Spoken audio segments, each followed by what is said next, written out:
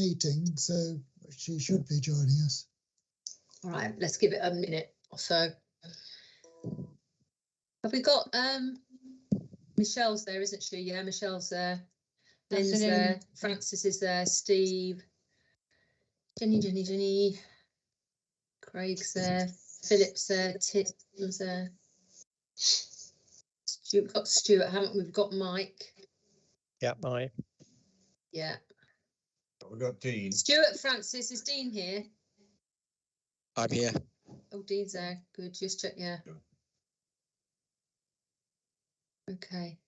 Are we still waiting for a couple of? We need one more public governor, do we?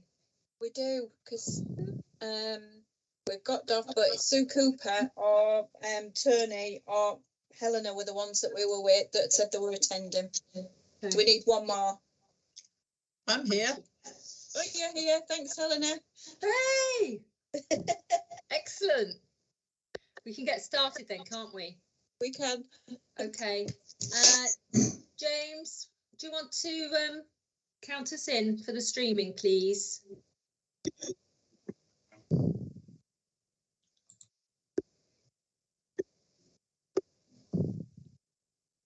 Hello, I'm Caroline Flint, and you are at the Council of Governors meeting for Humber Teaching NHS Foundation Trust. Welcome to my colleagues on the Council of Governors today. Can I just start with apologies for absence? And I've had apologies from Pete Beckworth, Patrick Hargreaves, Sharon Nobbs, Joanne Gardner, Tom Nicklin, Soraya Hutchinson, Ruth Marsden and John Cunnington. I think I've covered them all. Is there anybody I've missed? Nope. Great. Okay, thank you for that. Declarations of interest, item number 2. If there are any changes to the declarations of interest, could you please let the Trust Secretary Jenny Jones know?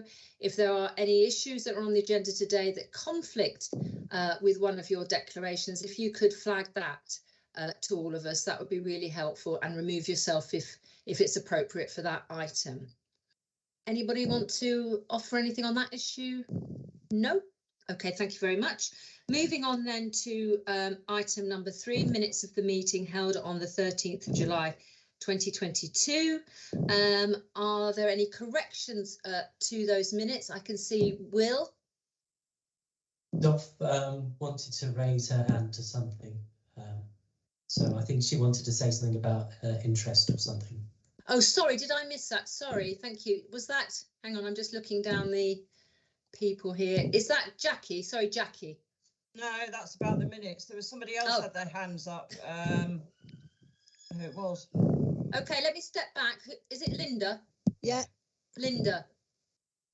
Yes, I'd just like to declare that I am the lay rep on the Royal College of GPs and also patient participation group with Haxby. Okay, thanks very much, Linda, for that. Appreciate you raising that. Okay, thank you. Thanks, Will, for the interruption. Moving on then to the minutes of the last meeting, and I've got Jackie. Yeah, I just noticed on page 4, the integrated care system's called the Integrated Care Service. Thank you for that, Jackie. Appreciate that. Dov, on the minutes? No, I wanted to declare in the declarations of interest that I'm a resident of Whitby, and I have a number of items related to Whitby that I am going to raise, but I am a resident of Whitby, so I have an interest. I'm not going to remove myself from the meeting. I don't think you have to remove yourself for that, because you're here partly as a resident of Whitby as well to bring that voice to these meetings. But thank you for being so assiduous in terms of the declarations there. Thanks, Dov. Next, I can see on my list, I have got Sue. Thank you, Chair. It's just a typo, I think. It just minutes of the meeting held on the 13th of July, but on the minutes it says minutes of Council of Governors on the 14th of July. I just would like it to be clarified. Yeah. Thank you very much. Thank you much. We take that. I'd like to suggest that we put those in as a test, but I can't say that basically. So thank you very much for pointing those out.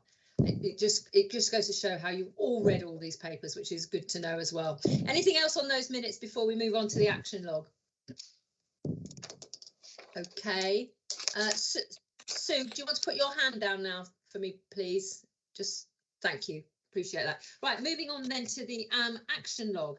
Any matters arising from the action log? Tim, I can see your hand up there. Can you go take yourself off mute, Tim? Yeah, I've done. Thank you. Thanks. I wasn't at the meeting, but it's 3622, your report, page 3. You mentioned there, or it was mentioned, the knowledge visit programme for NEDs and governors is being progressed. I didn't see that as part of the action log, and it links with item 11 on today's agenda. Yeah. I don't know whether you want to take that now, my query now, or that, because it's to do with the progress. Okay, we will touch upon it on the action plan if you like, but if you want to ask the question now, okay, that's fine. That's fine. If I may, because it'll save me intervening then. Yeah, sure. On that action log on item 11, the action plan to address recommendations from the governor's support proposals, it actually says that that's to establish a NED governor visits programme, and it says dates have been arranged, programme sent out to directors, NEDs and governors 3/10/22. Well, I haven't received any such one, and when we had the pre-meeting, I asked if anybody else had, and there was no recognition of this at all. So I don't know what's happened, but we haven't. It would appear we haven't received it. So when I was picking it up on your minute, which said it's being progressed, then I saw that which said 3/10, and it doesn't appear we've got them. So whether the NEDs have got them and the directors, I don't know, but the governors haven't. Thanks for that. Thanks for that, Tim. Let me follow that straight after the meeting. My understanding is it had gone out to everybody. I know the work's being done. Shall I pick that up? As far as it had, Tim, I mean, I know that they've started. I know that they've been a bit spasmodic with the COVID numbers rising up and down, and I know that some have been postponed. But leave it with me. I'll get back to you, Chair, and then if you can get back to the governors. But we've got some dates in, but we'll clarify it. We'll put a little. Yeah, thanks, because it's got a green, and really it isn't green when you get to item 11 because it hasn't come out to us. So thanks. Thanks, Tim, for that. We'll make sure we get that sorted and adjusted in the action plan. Thank you for that. Any other matters on the action log? No? Okay. Then we'll move to our staff story. And today we're going to have a presentation around the Humber High Development Scheme. And I think we've got Steve McGowan here, our Executive Director in charge of Human Resources, who's going to introduce it. We've got Sarah Hicks here as well today. Steve. Thanks, Caroline. Afternoon, governors. Great to have a staff story to be able to present to you today. I'm going to hand over very shortly to Sarah Hicks. So Sarah's a mental health and wellbeing coach. She's going to talk a little bit about her experiences here, but really, for me, really excitingly, is that she's also part of our Humber High Potential Development Scheme. So I know we've mentioned this in passing in this meeting before.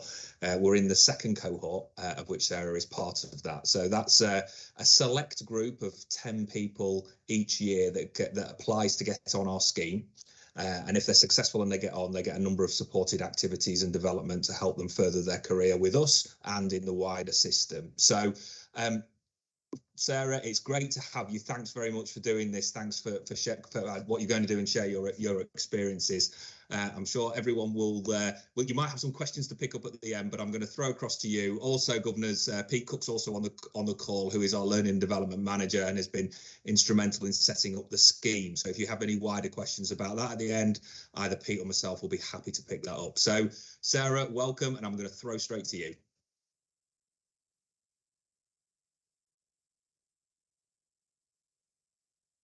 You're muted, Sarah. You might need to come off mute. There we go. There we go. That shows my nerves.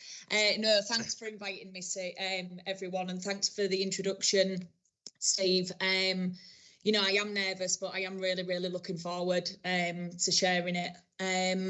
Is everybody okay for me to share some information on my life experiences as well? Is that okay with everybody? All right, thank you. So I've made some notes, so I've picked out the important bits. But basically, I started working for the NHS in GP surgeries from 2008 to 2013, because after I lost my dad suddenly in 2007, I was drawn to wanting to help people, basically. And I worked my way up from being a receptionist to an assistant practice manager. I then started an acting class with Hull Truck Theatre in my own time in 2013.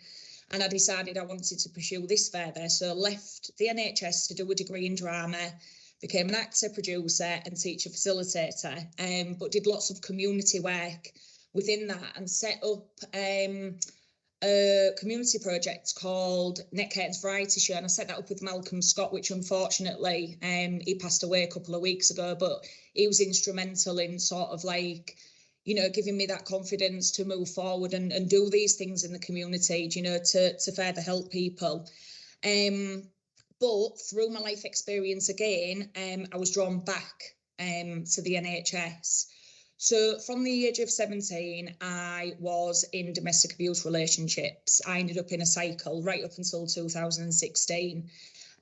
Within that time, I lost my dad suddenly in 2007, developed an unhealthy relationship with alcohol, but now I'm 4 years clean from that, which I'm very proud of. In 2017, I was walking home from a club. I was knocked unconscious and raped in the street. I went to the police and I was treated horrendously. I'd had enough of being let down by different services for too long. So I wanted to do something about this. Now I had a trial to go through. We was going through lockdown. I had to go through trauma therapy eventually. But I wanted to go back to helping people in the community. So I applied for a role as a community link worker, social prescriber. Within the first week, I was drawn to the role of mental health and wellbeing coach within the NHS Humber Trust. I applied for that and got that in August of the same year. So within this role, I'm now dealing with mental health more. And within it, I realised how many women and children need help. And most of them don't even realise why this is. Most have come forward since it's been raised in the media and everything about the violence against women and girls, what women can suffer, how that can affect children and things. But me as a mental health and wellbeing coach, I can't sort of deal with that specifically, so I then forward them on to DVAP. But systems are in place. But that year, unfortunate events of Sabina Nessa and Sarah Everard happened. So I wanted to campaign more for women and children further and highlight the way they're being failed through the system. So I founded a women's movement called Justice for Our Sisters Hull and held a protest. From this protest, the police started a violence against women and girls independent advisory group and invited us to it. Independent advisory groups were started after what happened to Stephen Lawrence. So IAG members, independent advisory group members, are critical friends of the police to try and sort of hold them to account and try and speak to them about what they can maybe do better. From that, they asked me personally to do a lived experience video for them about what I'd been through. I've just finally got the recent edit and I'm very, very happy with it. And from that, they've asked me to personalise some training that Dr. Jessica Taylor has done a theory-based training programme to train police officers in how not to be misogynistic, not to victim blame. And they've asked me to personalise that, which I have started. And they want me to deliver that ad hoc to the police, to help them deliver a better service, basically. I've been communicating with Emma Hardy and Diana Johnson about all of this because they've been helping deliver things in Parliament, people's concerns. And I've also been approached by a theatre company that are doing something in Hull in November. And they want me to speak at the event about my experiences. But coming back to the NHS, early last year I applied for the High Potential Development Scheme and got a place, and this has been an absolute game changer for me, and I can't thank Pete and Gemma enough. You know, I have worked more with Gemma, but they've been amazing, they've been brilliant, and it's given me so much inspiration to keep going with what I want to keep pursuing. So within it, I've done the Luminous Spark. I don't know if any of you are familiar with that. I feel mine was very, very accurate, and it gave me the space to reflect on the kind of person that I am. It's helped me with my confidence. The High Potential Development Scheme has helped me spread my wings within the NHS and build my networks, which has been massively important. Just this last Friday, I went to a conference all around trauma in Watford, and within that, there were people talking about their different sort of projects to help, you know, women going through domestic violence, you know, how we can stop this trauma from going on from generation to generation. And each project was set up by men or women who have had personal or life experience with trauma, which I thought was really, really important. And I needed to hear that, because sometimes I question why I'm doing what I'm doing. But fundamentally, I want to help people. I want to help change things for people, you know, to have more positive experiences, to help them heal with their mental health through what they're going through. So my idea, which I'm trying to develop through the High Potential Development Scheme and gain that confidence to be able to do it, is to create an on-the-spot advocacy with the police, because that's not yet being implemented. So everything else is in place, but there's nobody there with that victim from them reporting it right up until they get independent domestic violence advocate, and it's the same for sexual violence.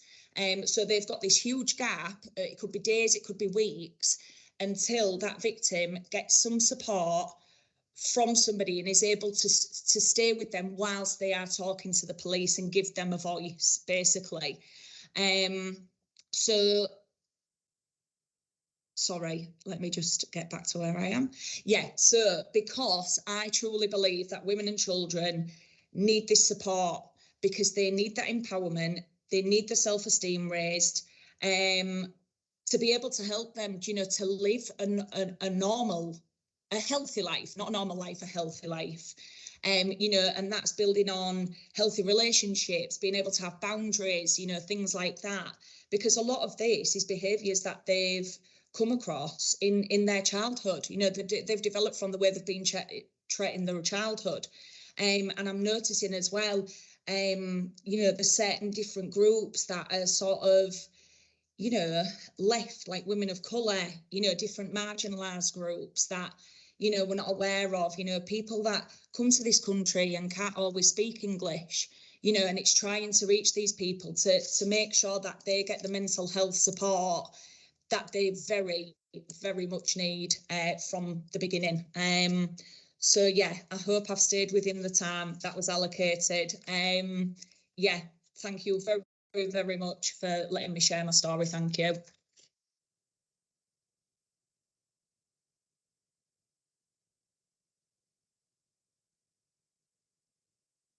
Caroline, Caroline, are you on mute, Caroline? Thanks, sorry about that. Thank you, Michelle. Thanks very much, Sarah, for sharing that. It's really important issues you raise about these impacts on people's lives. It's over 40 years ago since I had a situation with my first husband.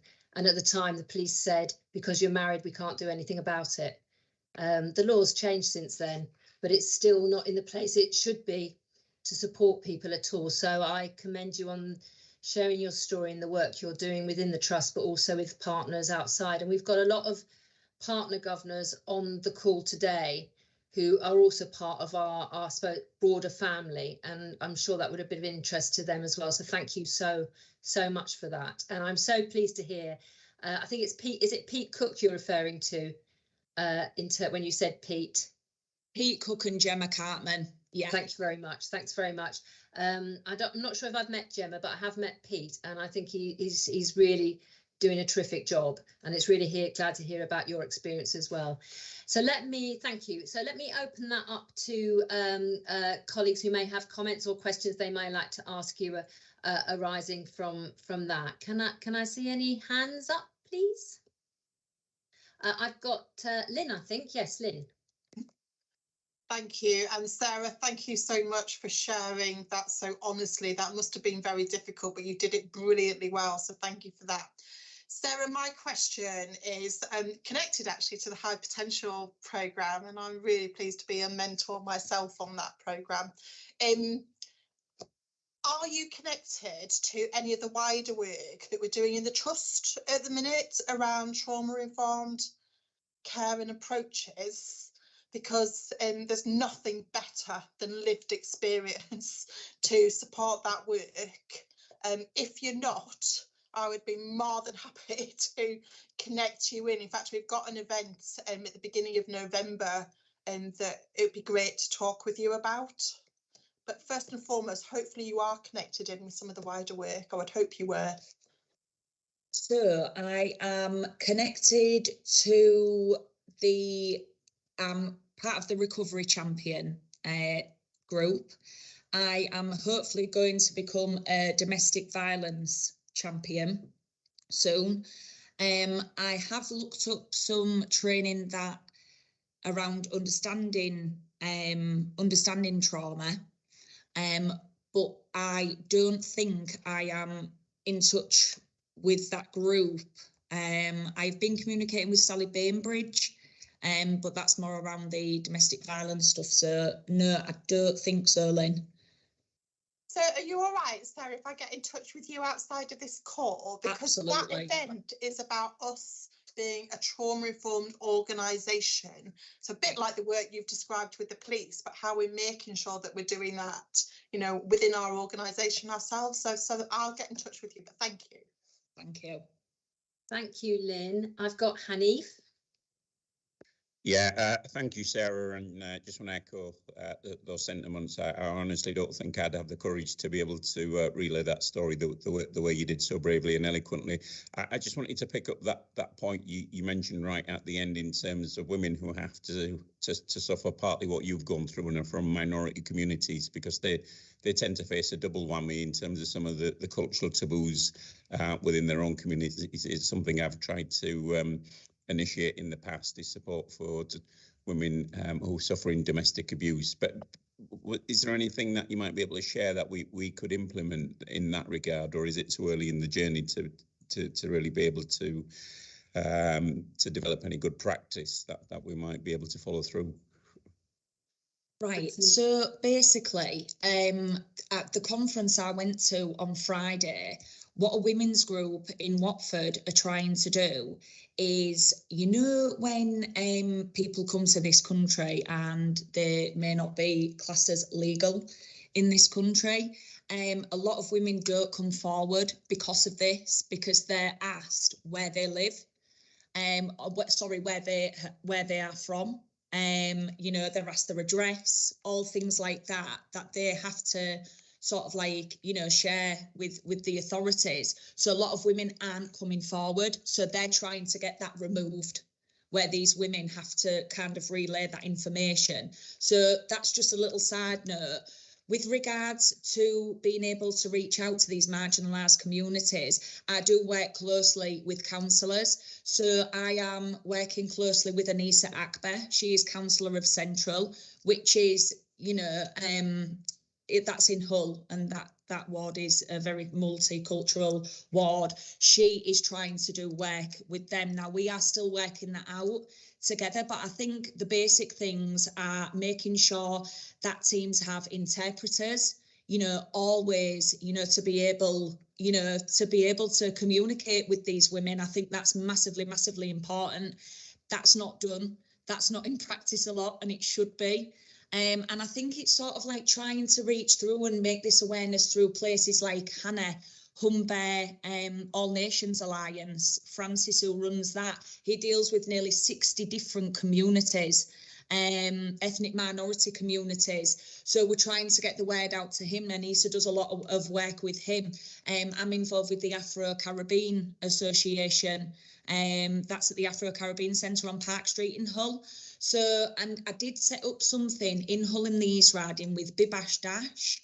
I did that on sort of like in my own time within my role. And basically what it is Bibash is part of the Smile Foundation, and he is also in touch with the Refugee Council, and we built up this system where if they think there's anybody that needs that mental health support within, you know, if they're a refugee or an asylum seeker coming over to the country, that we can do kind of like group sessions with an interpreter and sort of approach the situation as being well-being rather than mental health, because there's a lot of stigma in certain countries, especially in the Middle East, around mental health. You know, so we try sort of approaching it in a sense of well-being rather than mental health. So they're the things that we're trying to do at the moment.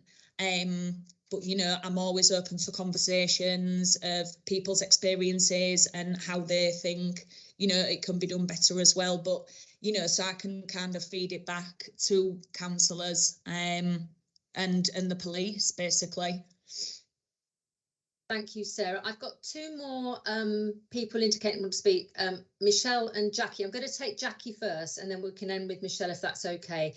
Jackie, Governor Jackie White.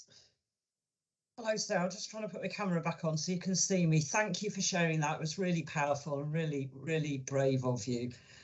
It's really good to hear about your connections with the community organisations in Hull and Bibash and Hannah and everybody. Have you got any connections with the Domestic Abuse Partnership, DAP? I've spoken to DAP before, Yeah. but I've spoken more to DVAP, really. But I am aware of DAP. I am aware of their ISVAs and IDVAs, because when I went through my trial and everything, I had an ISVA myself, which was all part of the Blue Door project and things. I know the reason I asked, because obviously at the university we're seeing an increase in students coming forward reporting domestic violence and sexual violence, and so we have quite a strong relationship with the Domestic Abuse Partnership.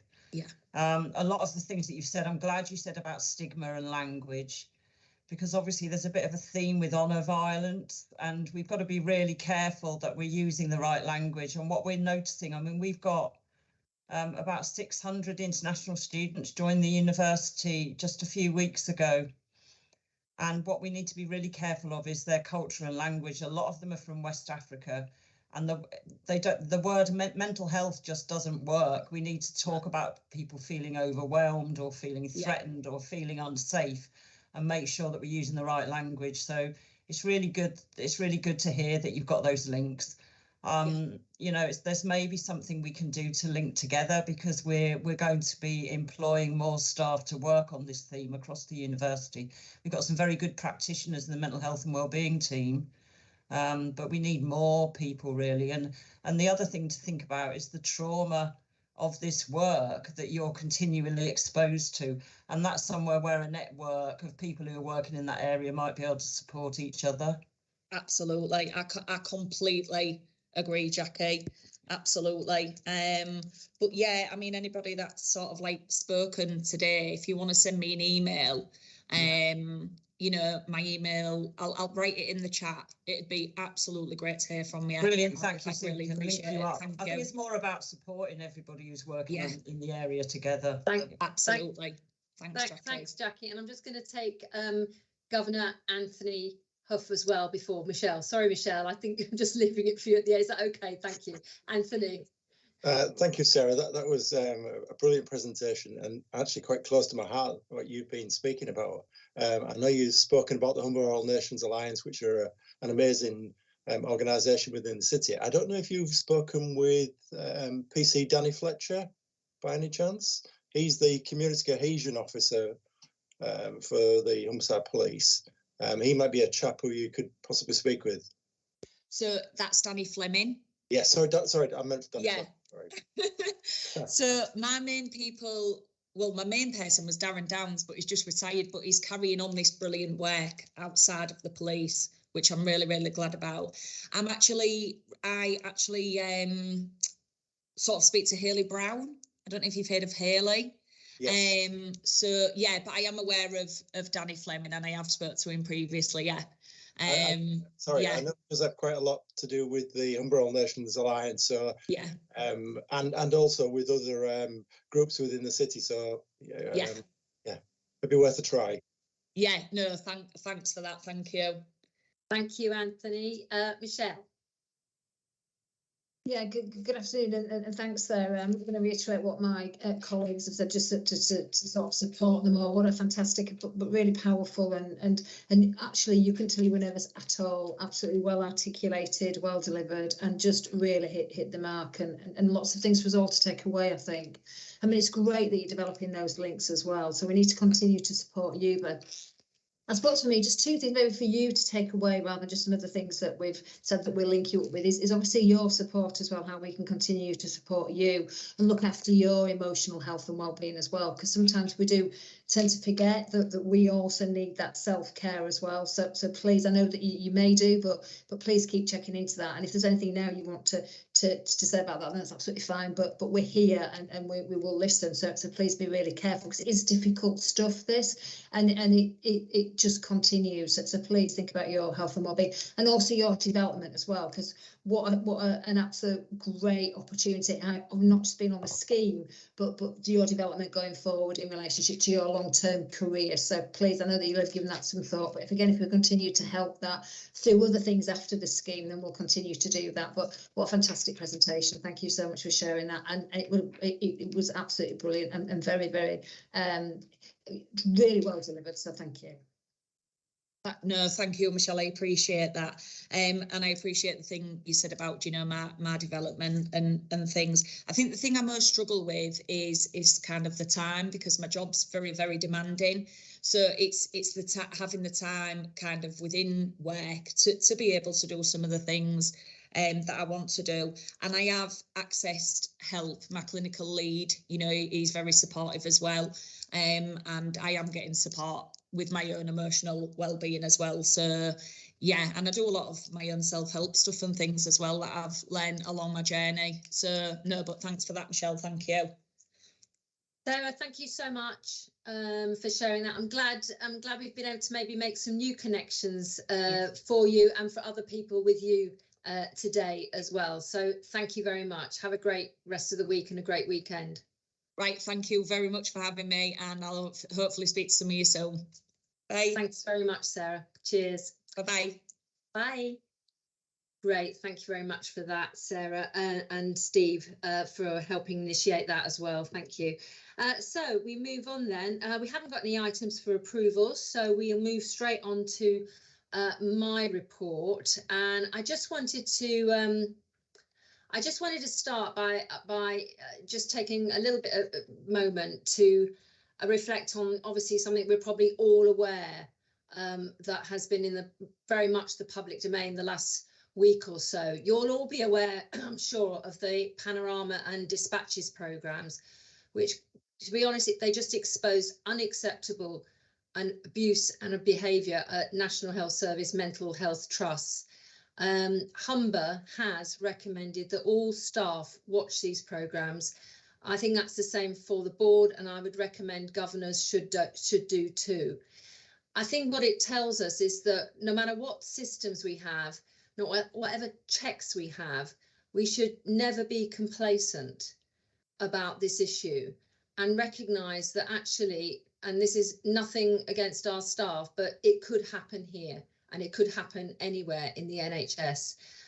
This morning, I joined the Mental Health Chairs Network, and we were discussing this and hearing from Ian Trenholm, the Chief Executive of the CQC, and there are issues for the CQC in this as well. And it was very useful to share learning and experience, and there's going to be more opportunity to develop to continue that discussion going forward. We had a board time out this week, and we had quite an extensive discussion on patient safety and safeguarding, and divisions have all been asked to contribute to a report for October's board meeting. Now, that's not going to be an end in itself, but it will enable the board to reflect on our current arrangements to protect patients and what more we need to consider. And I'll be looking at an opportunity maybe at the next Governor Development Day for governors to have the chance to engage on this too and hear more about some of those deliberations that are now happening across the trust. These issues are always discussed across the trust, but it's something, as I said, we aren't complacent about, we shouldn't be complacent about, and this has been given another reason for us to make sure we are asking the right questions and reflecting very much on good practice. And I'm sure Michelle, I don't know, Michelle, if you'd like to just add anything to that. No, thanks, Chair. It is a particularly difficult watch, but as I say, we are advising everybody to watch that. And there is obviously the dispatches programme that was just a bit later. And I do think that's a really good premise to think that it could happen here. The board paper that we'll present in next week is really detailed, but I think one of the things that's been really positive is the way that the divisions and the teams have reacted in relationship to it. And obviously, we've got lots of things in place, such as safeguarding, freedom to speak up, lots of different routes as well in relationship to airing and voicing complaints. And as we continue our journey on recruitment around values, I think it's important, because I think for me it's around the cultural aspect of the organisation. You can have lots of systems and processes in place, but you need to have that culture of the organisation to be able to actually say when things aren't going right or when you're particularly struggling. And I think hopefully over the last few years, with our open nature and our work on close cultures, we're demonstrating that. But we have to start from a complacent point of view, I think is what I'm saying. So we will continue to do that. It might be helpful to maybe have a development day on it, or part of one of the developments, not a day, but one of the development sessions, Caroline, so we can go through it in a bit more detail, go through some of the support mechanisms in place, some of the structures in place. Obviously, I think data is really important, how we triangulate and look at data analysis that leads them into the cultural work, as well as the things that we've been talking about, our value programme and our proud programme, etc. So, I mean, we could go on for the rest of the meeting, actually, because it is really disappointing that we're continuing to talk about this. I mean, as a nurse by background, I think it's completely intolerable. It's absolutely no excuses for me. It's absolutely appalling. But I think rather than we can touch on it if people wish, but I think spending a bit of a good quality session on some of the work, I think might be really helpful, because we can bring in all the work that we're doing on close cultures, which I think is what it relates to.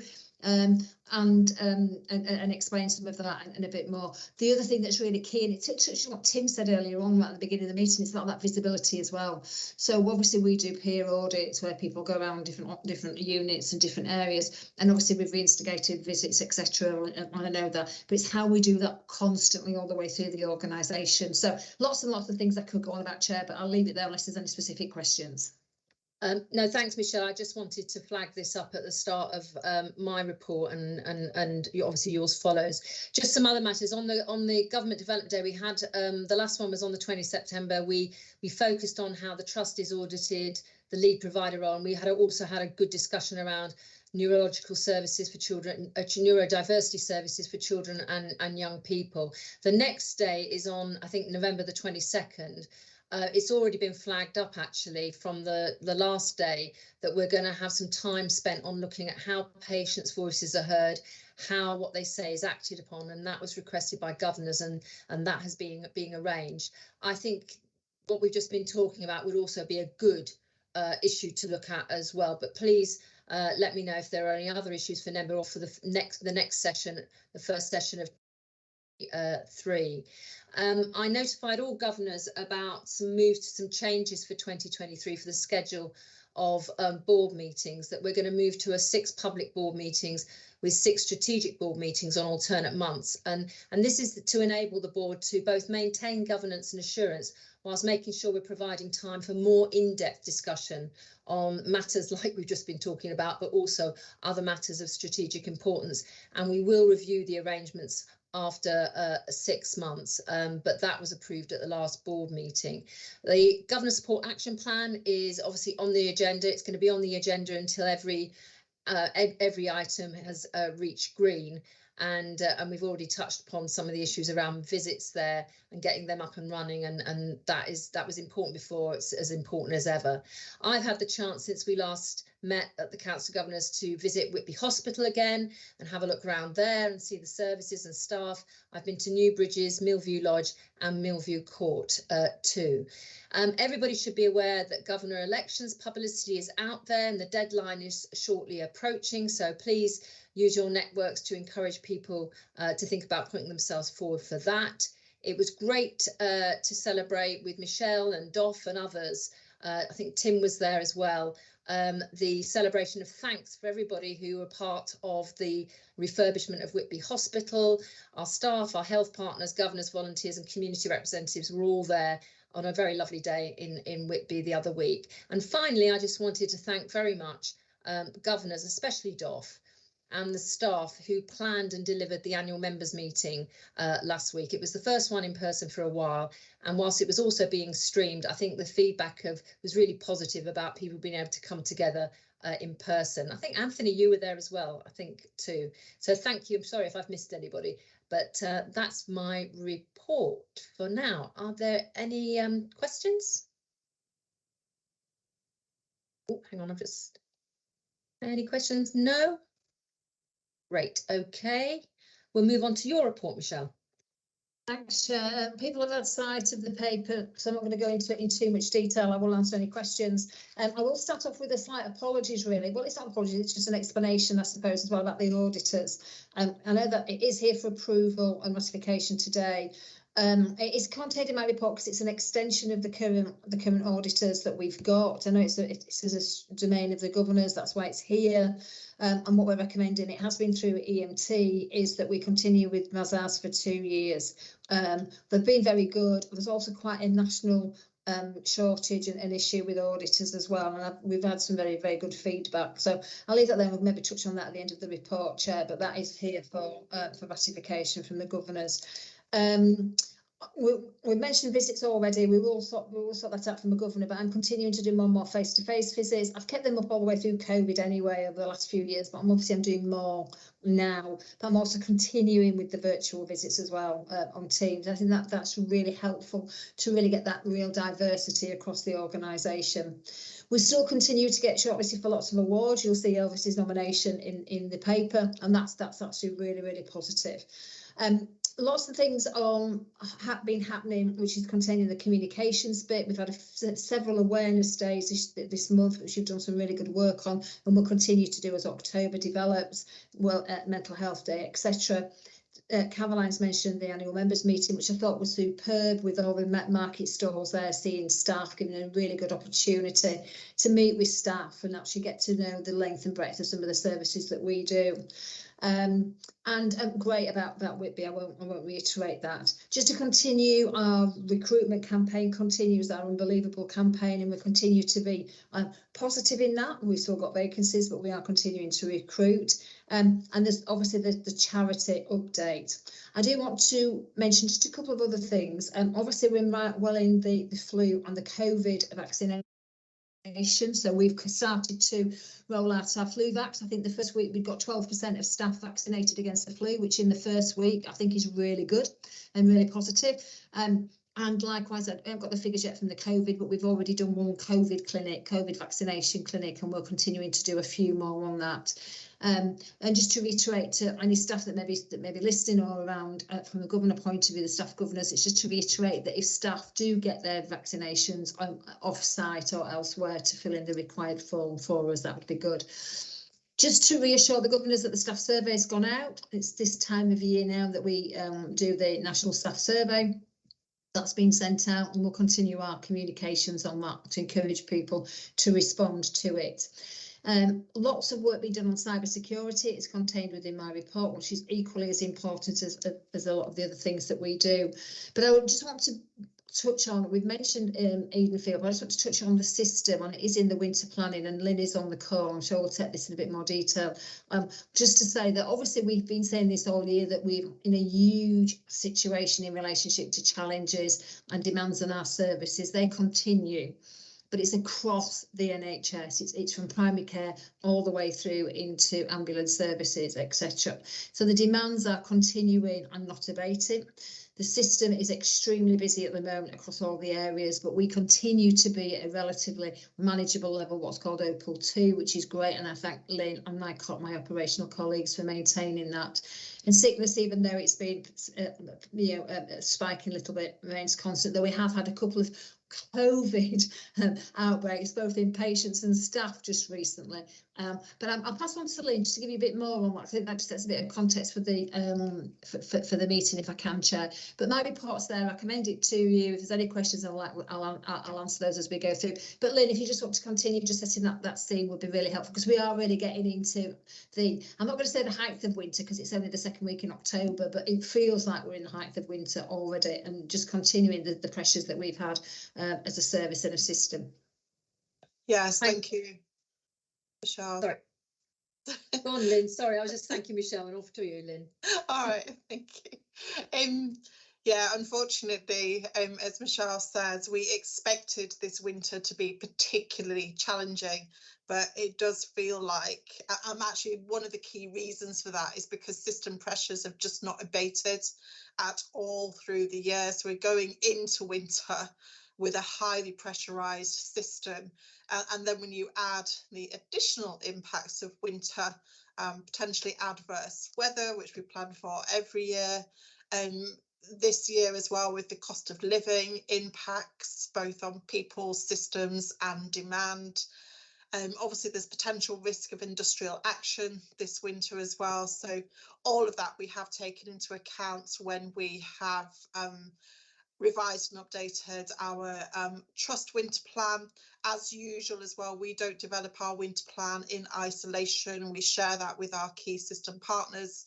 We work on that together. But even over the last couple of weeks, as Michelle says, unfortunately, the acute hospital pressures have been extremely high. So, for example, Hoft, obviously Hull Royal Infirmary and the Castle Hill site have been at Opal 4, that highest Opal pressure. Now that's not abated, but it was even sort of, really tricky last week. In fact, we've had sort of daily gold commands in place to try and address that.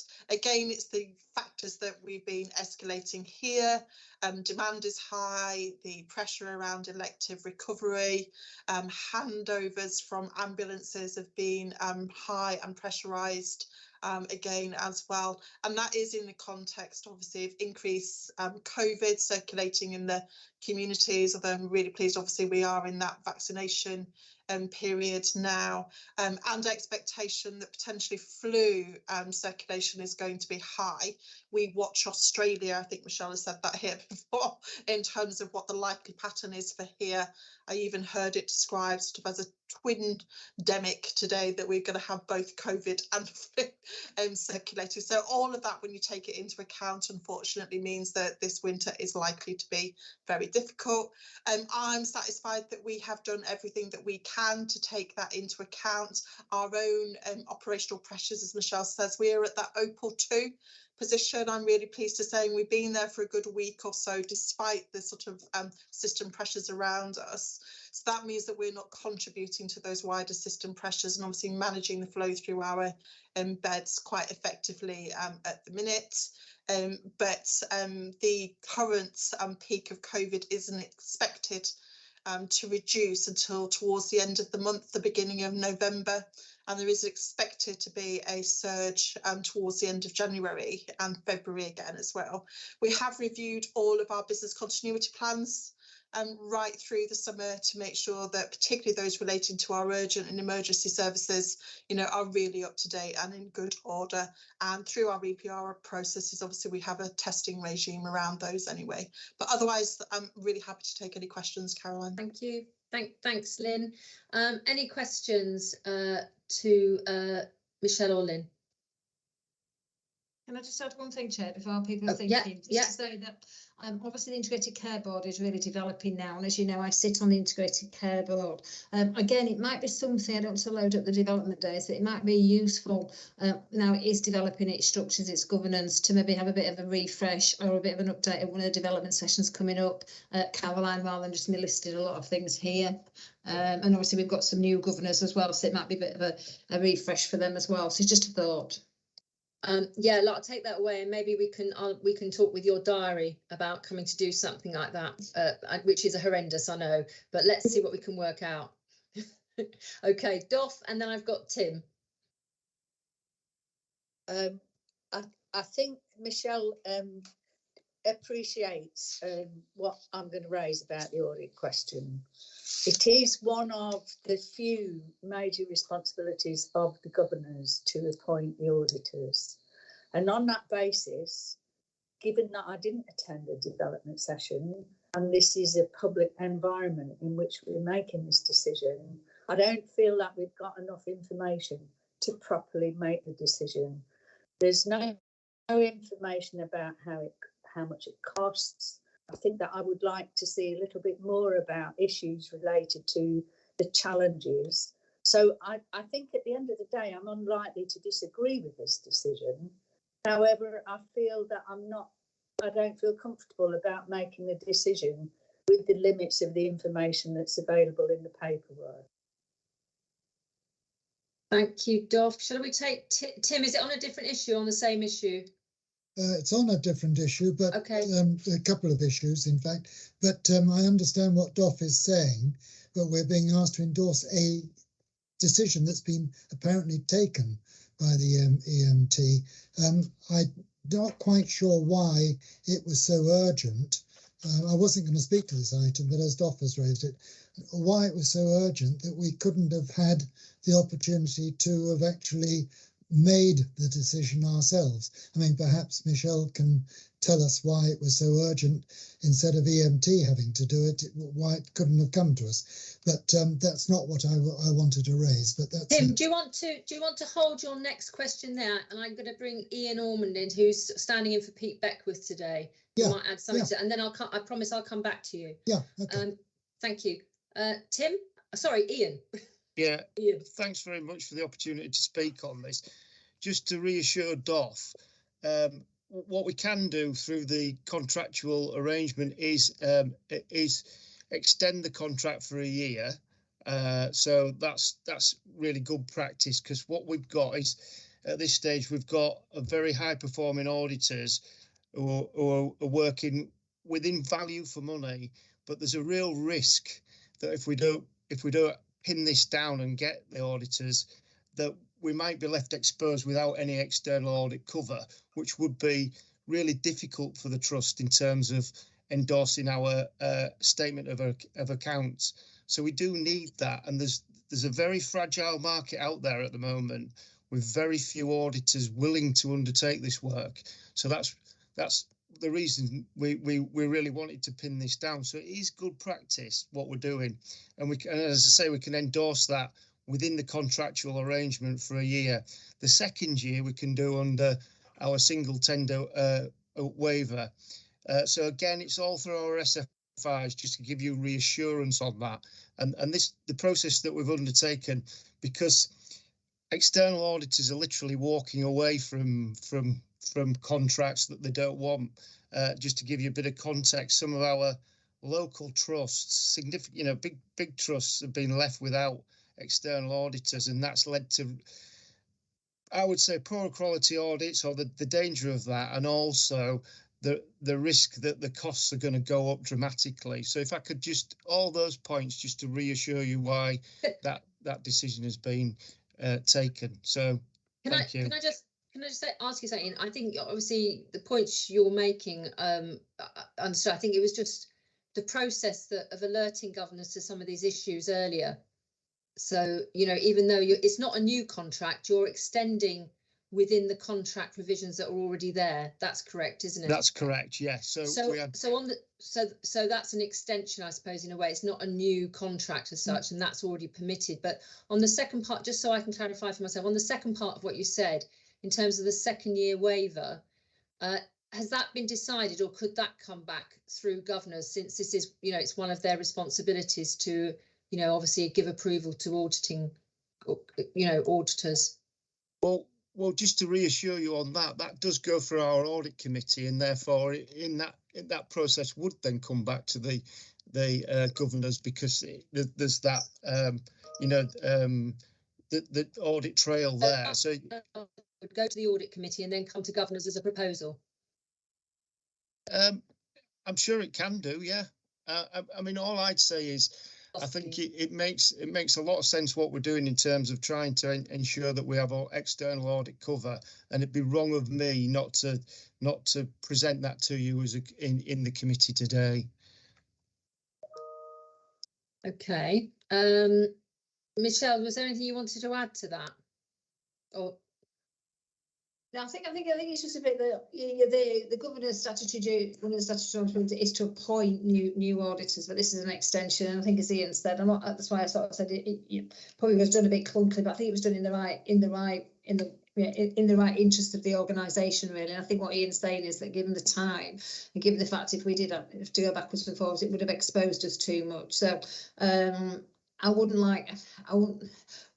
I think if we've extended it for 2 years, I think we've extended it for 2 years. I think we just need to say, next time maybe slightly different, but I wouldn't want to start to go through that because we've not breached any standing financial instructions and we've not breached the governance of the organisation. And obviously what none of us want around the table is to leave the organisation exposed. I think that's what Ian's saying. Okay. Doff, I'll come back to you. I'm happy for you to take other people's points first. Okay, fine, thank you. So I've got, if it's on this same issue, I've got Francis and Julie. Yeah, I was just going to say it has also gone through audit committee, which I'm sure Stuart will probably raise later, and it is in here a recommendation that we're asking governors to endorse, not a decision, as I understand it. So it's a recommendation for the. So we've not actually made a decision, which I think Dot thinks. It's a recommendation to governors because she's right. It's for them to endorse that. So I'll just make that point. Thank you, Francis. Julie, is it on the same issue? Yeah, sorry. Yeah, I'm quite happy to propose that we accept that, endorse that recommendation for the 2 years. Okay, thank you. And Tim, have you got anything else on this or?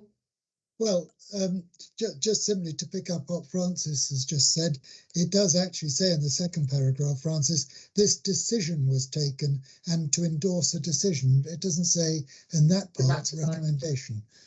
So I think it is actually endorsing a decision rather than looking at a recommendation. Okay. And I've got Tony. Is it on this issue, Tony? It is, and I don't know if this question can be answered in a public meeting, but how much is the contract worth, or is that is covered by confidentiality? I don't know.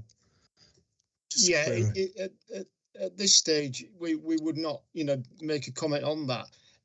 I mean, we at the time of the appointing the auditors, obviously there was a price, and all what I can say to you is that this does operate within value for money, and there is a chance if we didn't go for this that when we came somewhere down the line that the prices will go up,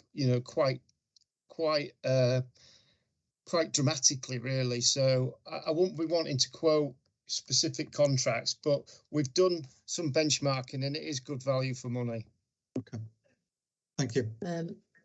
Okay, I would add we had part of it. We did touch upon this at the last Governor Development session as well. The whole issue of finding auditors, and that there are. I understand, Ian, that there are some NH trusts who found themselves without external auditors because there just aren't enough of them around.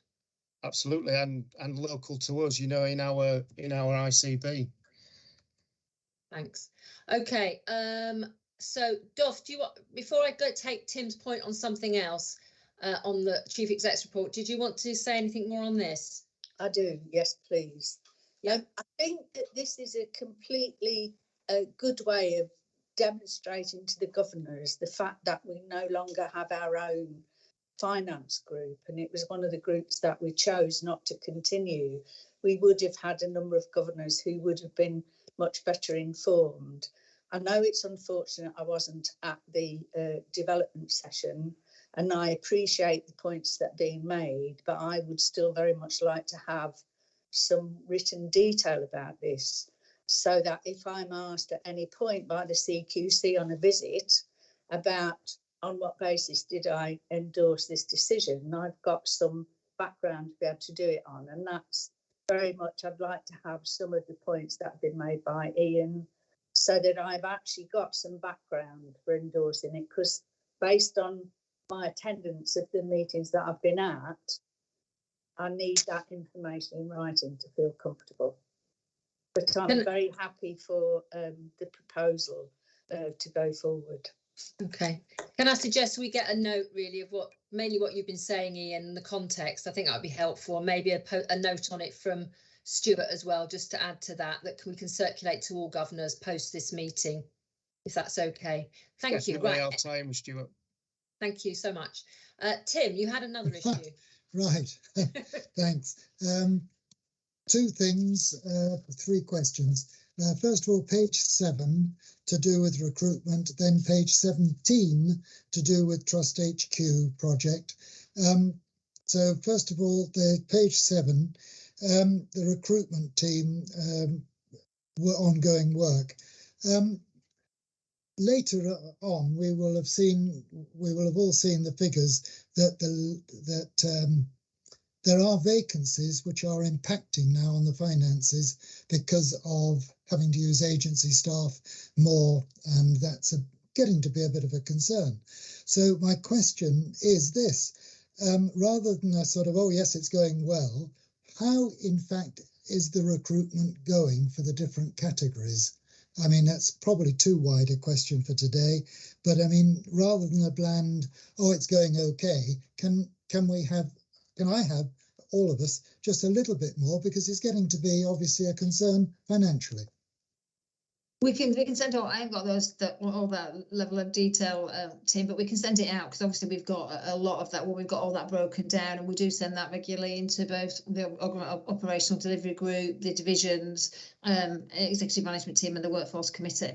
It is going well. We've got more people employed this year than we had at this time last year. If you remember, part of the reason why we have got continued vacancies, obviously because of our turnover and because of obviously our age demographics as well.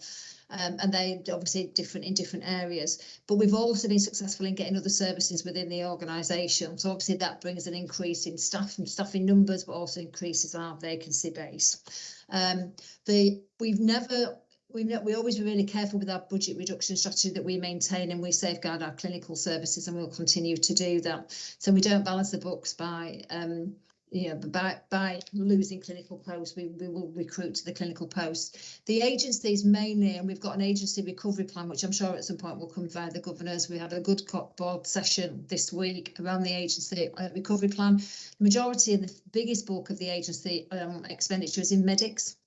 And we have had individual conversations with the medics in question, and they will just not transfer from an agency contract into a trust locum contract, even if we give them exactly the same terms of reference and the same terms of conditions. So we're looking at alternative models as we speak, and we've got quite a detailed plan for the agency expenditure and we go through each line for the agency expenditure.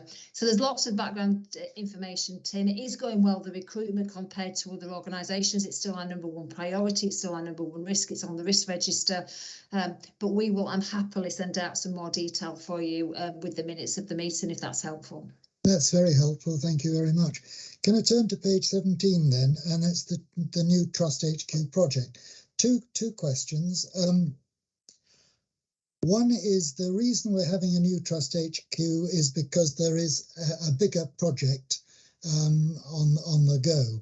Can I just point out that the governors have not had any information at all about that for a very, very long time, and it would be very helpful if governors could know something about what's happening with that other project.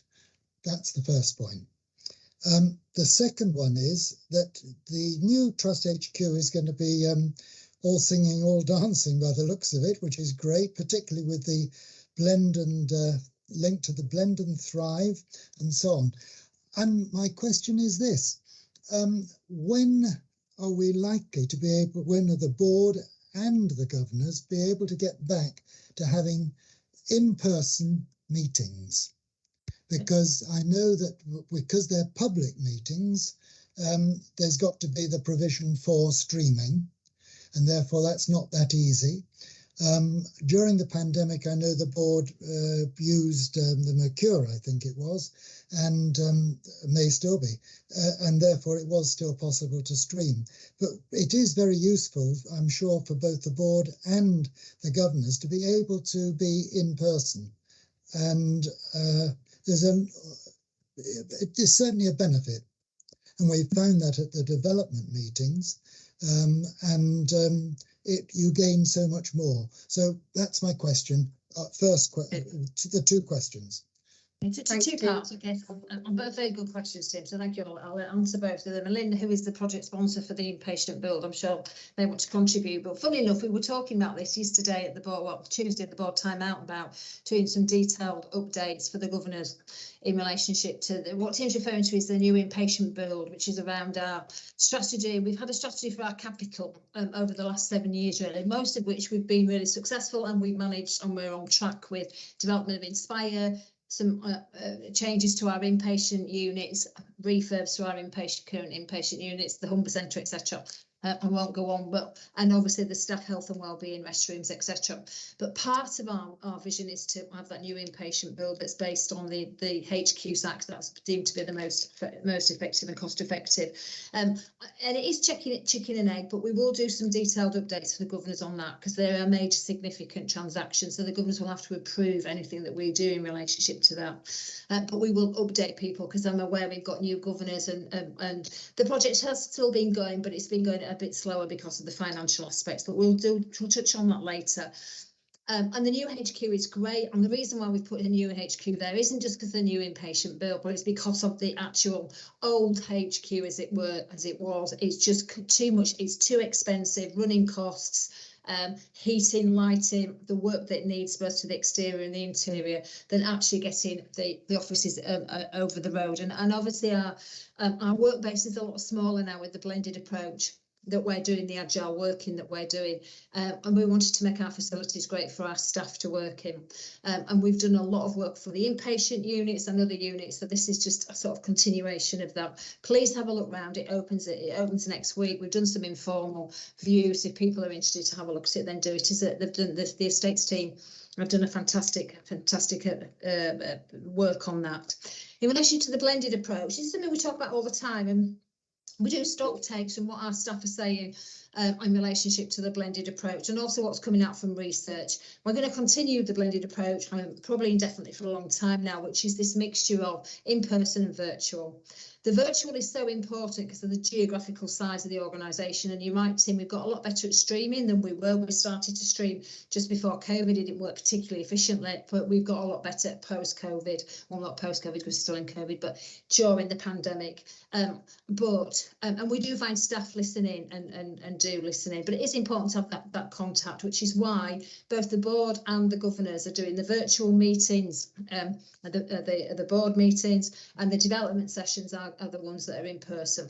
We'll continue to review that, so I'll have a conversation after this meeting with Caroline and others, and I'll have a continued conversation with the exec team, etc., in relationship to how it's going out there. But the general feedback that we get, both from the public and our staff, is it's working exceptionally well, and that includes the board meetings, believe it or not, and the Council of Governors meetings. But I'll stop there. I'm happy to. I don't know, Lynn, if you wanted to pick up anything else about the new inpatient build. If you don't mind, can we just on the new patient build, I think it's worthy of a bigger discussion. I don't think we've got the time for that today. But I will be getting in touch with governors, and was talking to Lynn about this on Tuesday, is that the stakeholder group is being re-established, in which there's governor representation on it. But obviously one governor is no longer a governor, so we need to do that. In fact, I think, Tim, you were one of the governors as well. So it's on my to-do list to work out with all of you who would like to come on. I think it's one staff governor, one public governor for that, and hopefully that will be helpful as well. But I think we can have a more meaningful discussion organised around this, and we'll do, even if people couldn't attend that discussion, we'll get something circulated that gives people the sort of ballpark picture of what's going on. I'm hoping, by the way, that November Government Development Day, we're actually going to hold it in the new HQ. That's the plan, because actually there's a space there that we can use, and I had a look at it on Tuesday actually, so that will be welcome as well. So, okay, I haven't got any other hands there. So I'm going to say we've gone over my 45 minutes. So I suggest we take a 5-minute break, come back at 15 minutes past. So that's actually a 6-minute break. And we'll go to the item with Ned's on the agenda, okay? See you in 6 minutes. We'll stop streaming for now and come back shortly.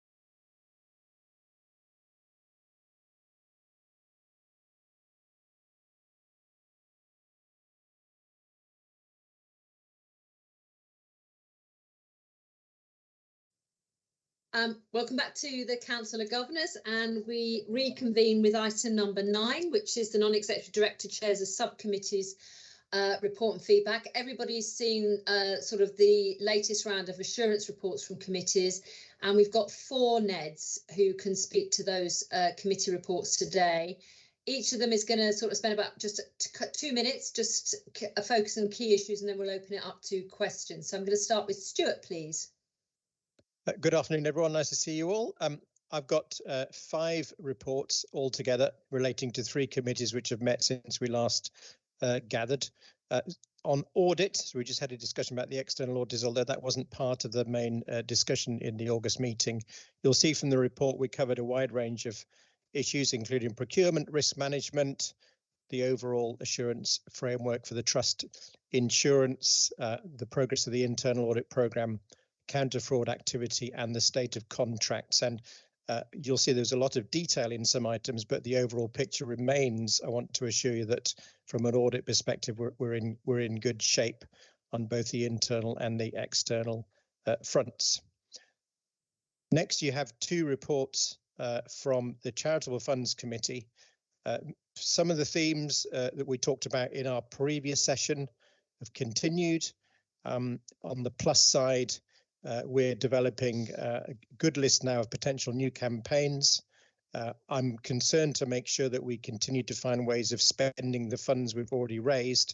And the real challenge we have at the moment is, as my report says, some below par performance in relation to our key performance indicators and our fundraising targets, which we're looking at with some urgency. And then finally, you have from me 2 reports from the collaborative, which we have formed. And for those of you who attended the previous session, I went into some detail there, so I'm not going to do that again. Quite a lot of detail again in that report. We remain concerned about some of the blockages for which is causing delayed discharges.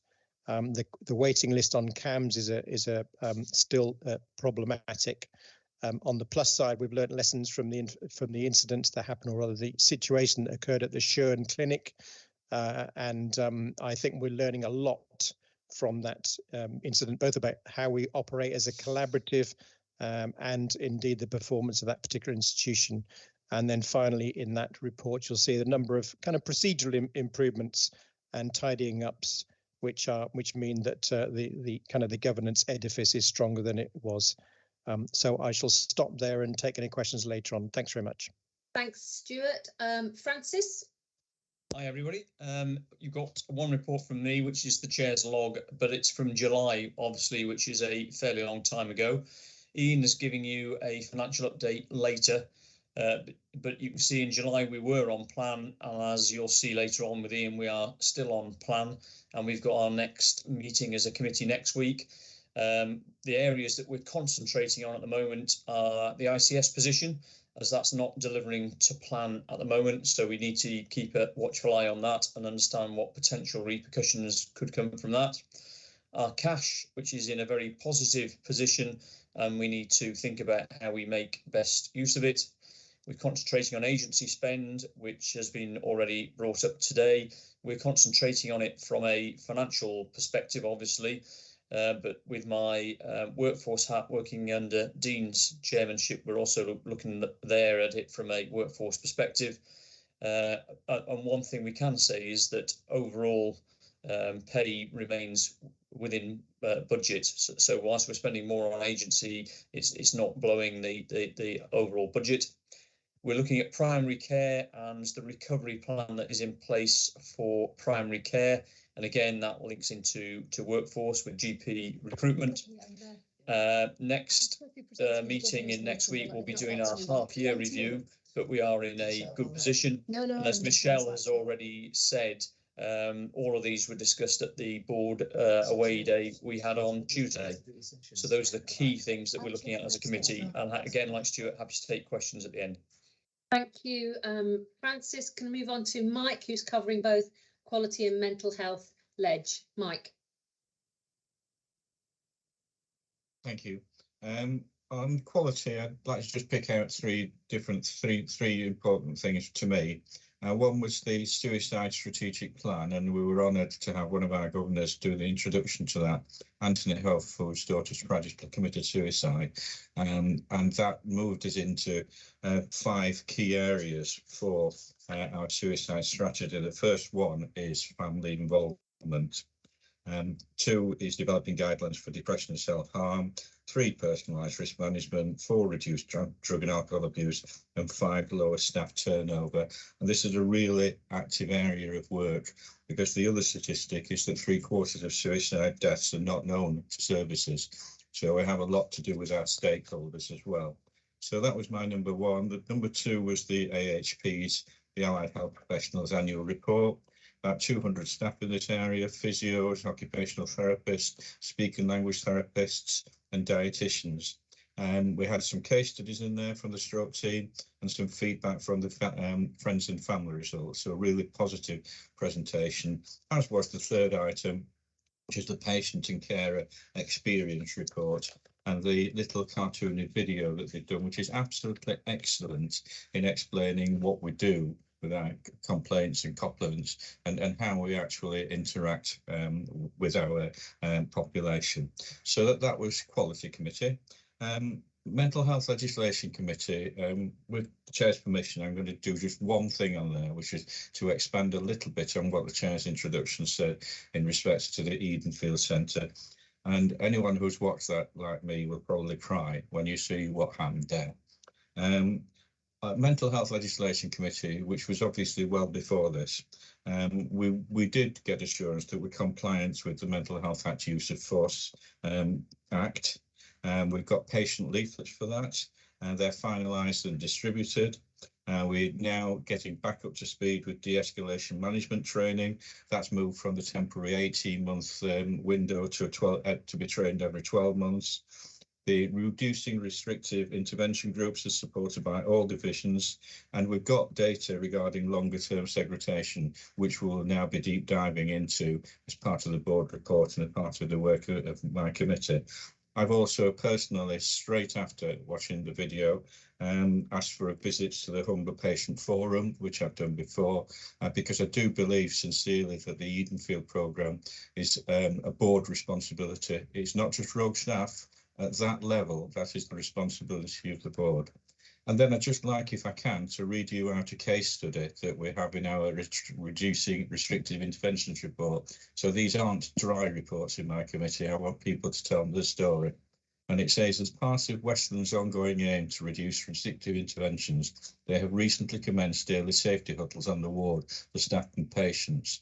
This is to assess any imminent or likely risks that have been identified over a 24-hour period, to mitigate and manage these accordingly to maintain a safe and secure environment. And then we move on to what's really important to me. They also work with the Safe Wards model to reduce conflicts within the ward and work towards building upon existing therapeutic interventions, such as mutual help meetings, use of the comfort box and calm room, in addition to having employed 2 activity coordinators. The 2 activity coordinators were employed to work across 7 days, working variable shifts to ensure that the opportunities to support patients to engage in a range of activities is maximised. I'm not saying that makes us that it couldn't happen here. What I am saying is that we're getting good indications of what happens in our services, and Edenfield will prompt us to delve even more. Thanks very much, Mike. Thank you. Dean.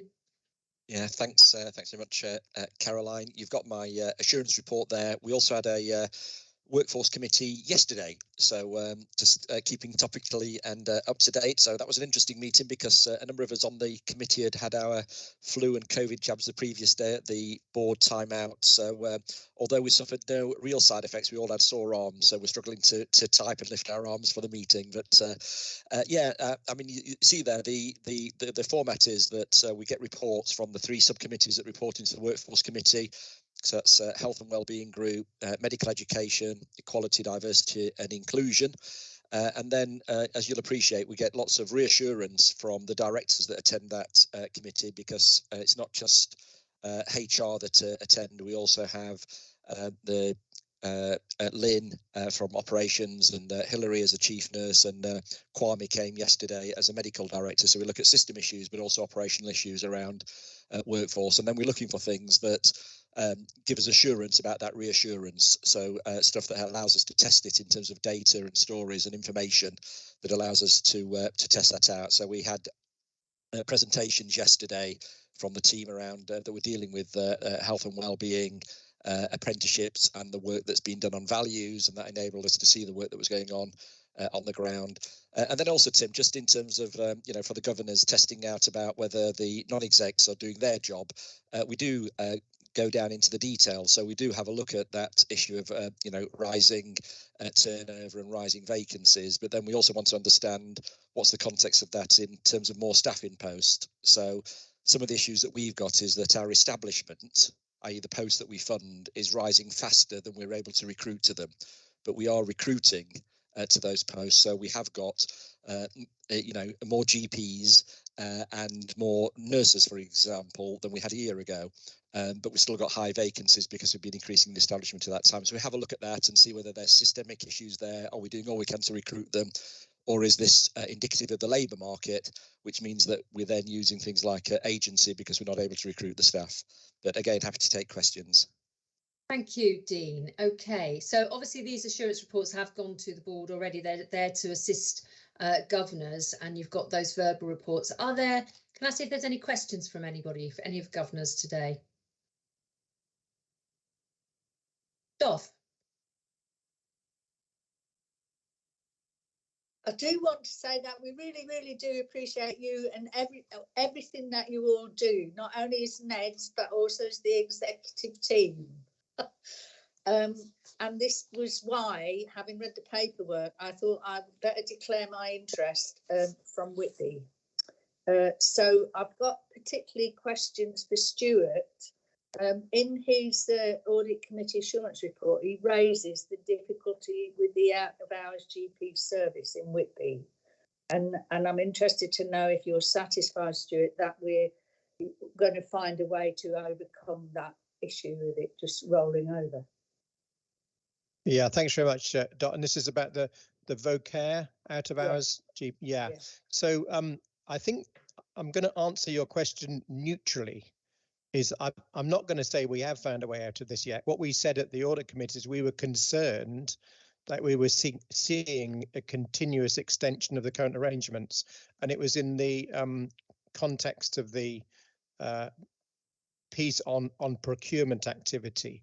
So what we always have an eye for on procurement is, are we seeing a good choice for us as a buyer of services where we can use competition mechanisms to get best value for the money we spend, and in that situation we're not assured that market exists.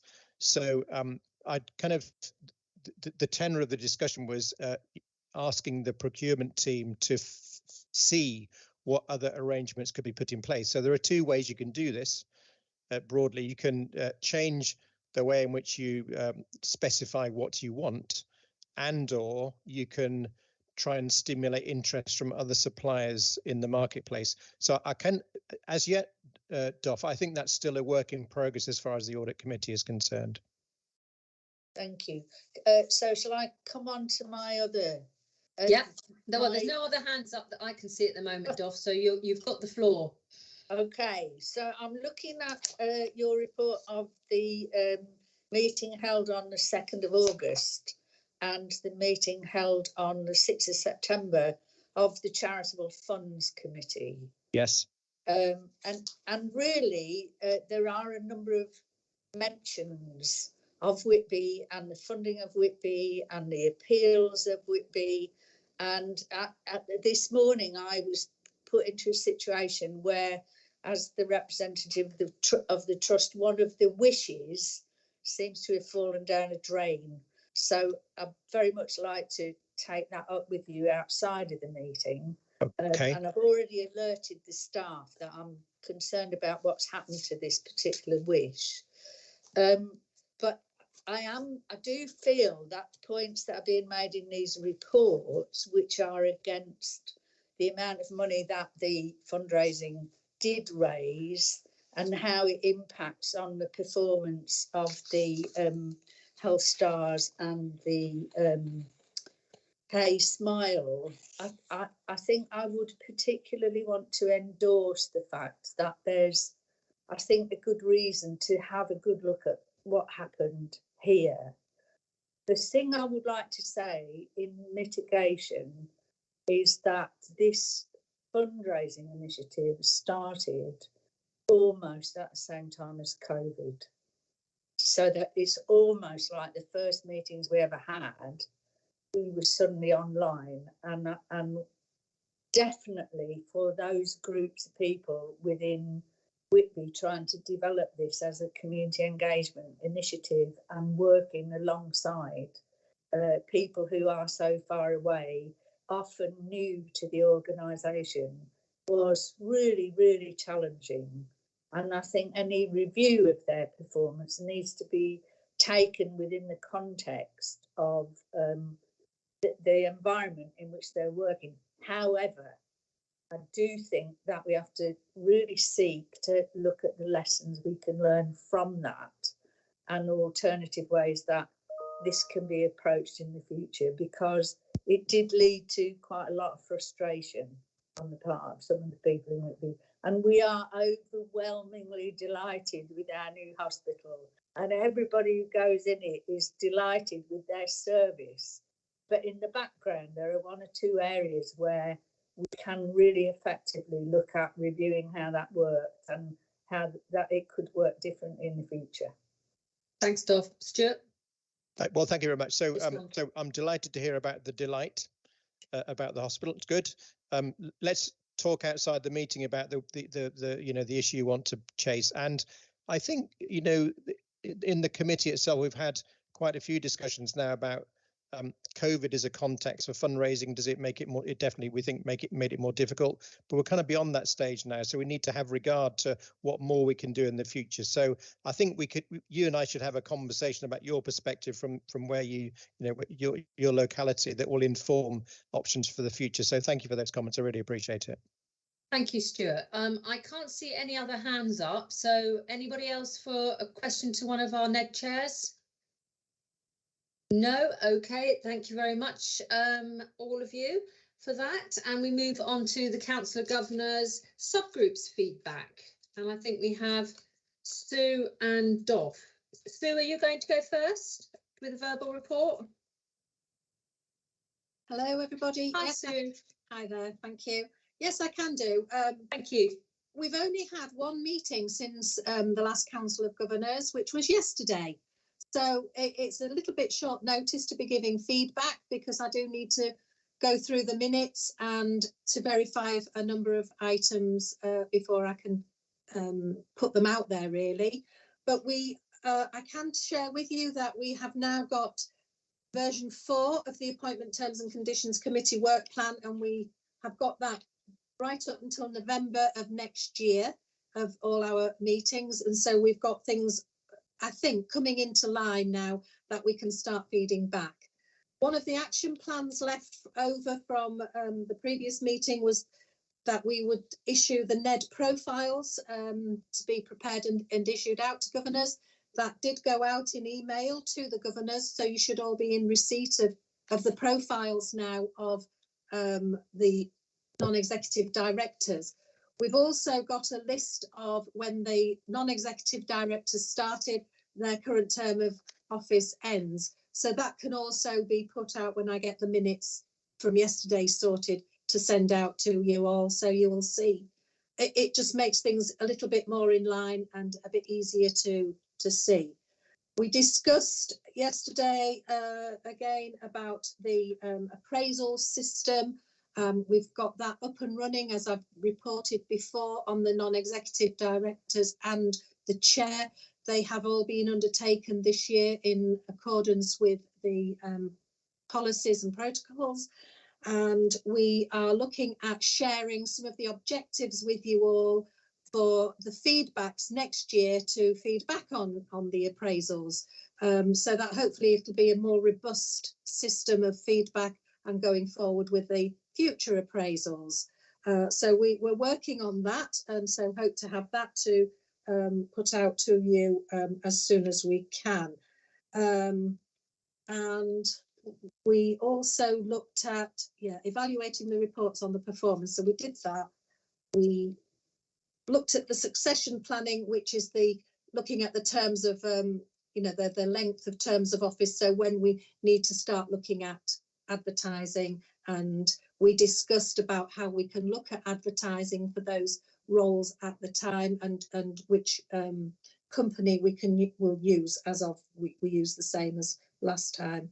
I think that's about all I can report back till I've gone through all the paperwork and the minutes, so we can get those sorted, and then we can get all the information out to you all. But it was only yesterday, so it was because it should have been in September, but because of various reasons it was pushed to October, and our next meeting is on the 23rd of November. So we will get a shufti on and get that out to you. Any questions? Thank you, Sue. Any questions to Sue? No, thank you very much, Sue. Doff. Hello, thank you very much. The members meeting of the governors met on the 9th of August, and we were focused very much on the preparation and support of the annual members meeting, and also trying to ensure that we supported as much as possible the recruitment of new governors. As a result of the suggestions from the group, we had excellent support from the media team in terms of they produced a new video about being a member, and that was shown at the annual members meeting for those people who were watching online. And I've had quite a lot of feedback from people who watched the annual members meeting online to say that they really appreciated all the things that went on. So that was really rewarding to know that we were well watched. I was very keen to get the governors to participate, and we had quite a lot of discussion about how we would do that, and we talked about what we wanted to say in our presentation at the event.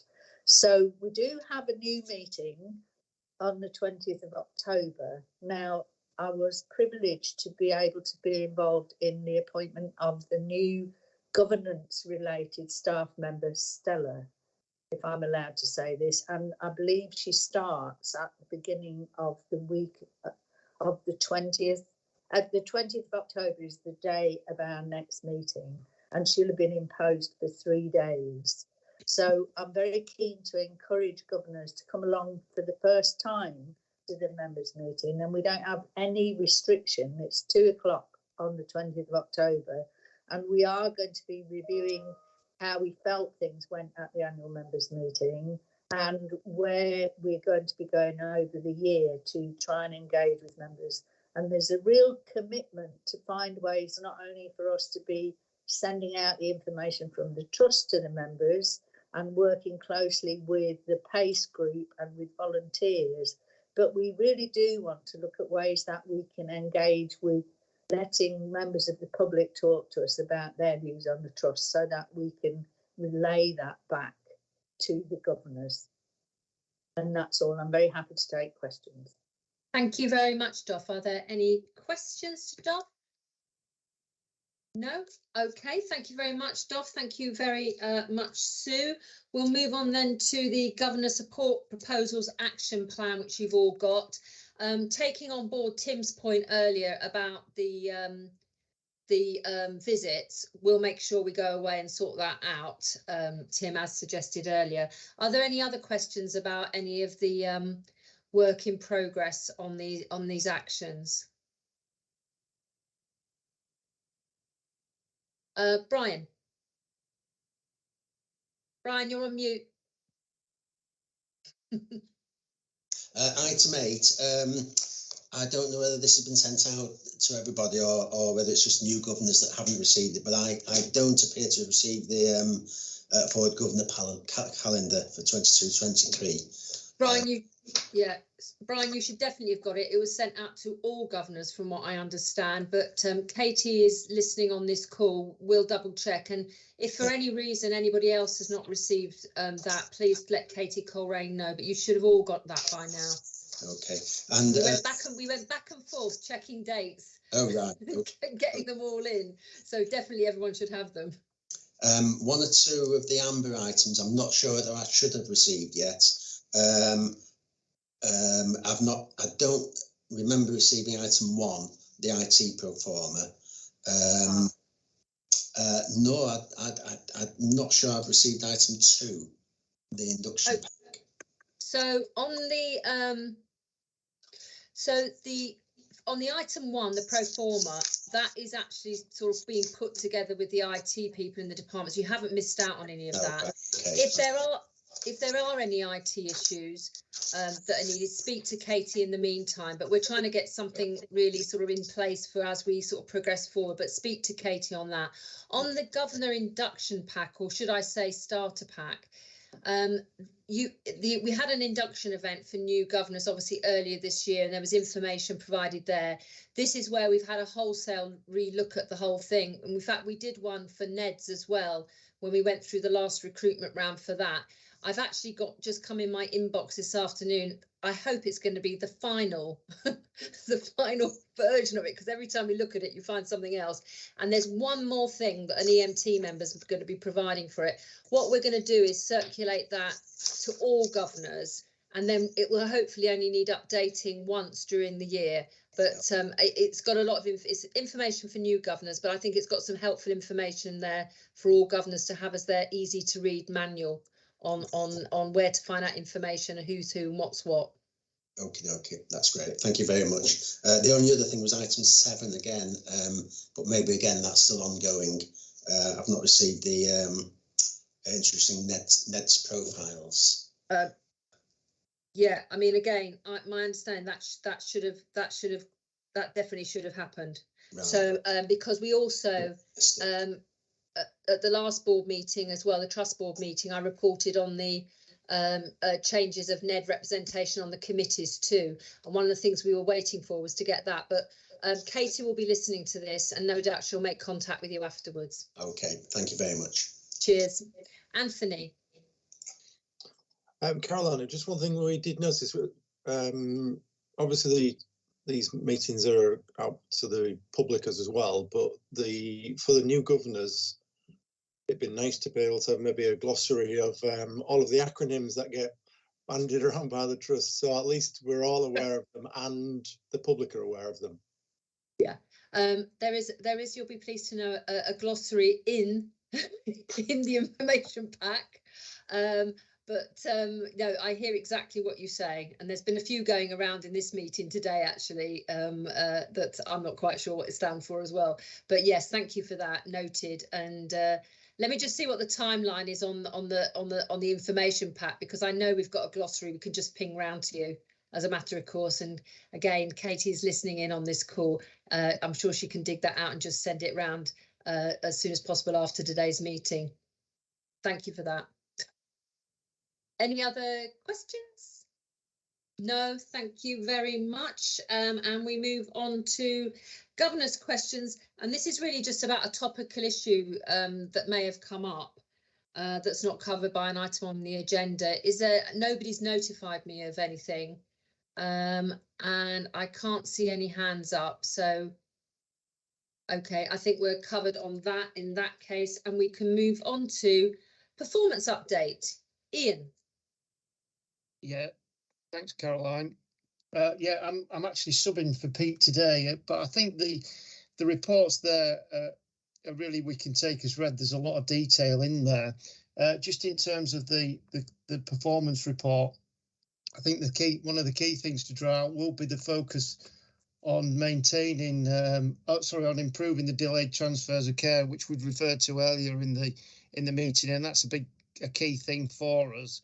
And I know it's a key thing financially as well. Speaking to the ICB colleagues, there should be some additional funding coming out nationally for that. You might have heard it in the recent sort of mini budget that there's some funding coming out there. So hopefully that will help both ourselves and our local authority colleagues in the issues that we've got there on delayed transfers of care. So really, just in that sense, there's quite a lot of detail, but take it as read, and would take any questions and I'm not sure if Lynn's on the call still at the moment, but because there are a lot of detailed in there which are operational, but as I say, happy to take any questions. I think Lynn was having to take another call between 3 and 4, so I'm not sure she's back yet, but any questions that we can't deal with, obviously we'll write afterwards and to all governors. Any questions? I've got Tony Douglas.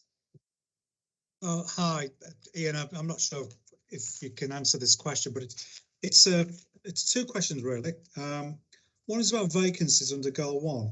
Consultant vacancies, according to this, are running at about 32%. Is there a national benchmark that we're compared against? Because it looks like obviously a third of consultant posts are vacant, which I think is that right? Okay, there's no national benchmark, and that there relates. Isn't. No, that's what I said. We do benchmark ourselves as much as we can against other organisations, but each of the consultant profiles slightly differs. Yes, there is Royal College guidance on roughly number of consultants, but that relates back to our agency, because we'll say they're vacant, but we're covering them with agency. Exactly, yeah. So that relates back to what I said earlier on about the use of agency and the expenditure in agency. The predominant factor is agency doctors. Yep, I thought obviously a clear thread going through these reports as well in terms of this issue. Thank you. My other question, and it could be my interpretation, delayed transfers of care. Now, there's nothing in these reports about community beds in Malton Whitby. Is there any report on this? Are they delayed transfers of care, or is it around delayed discharges?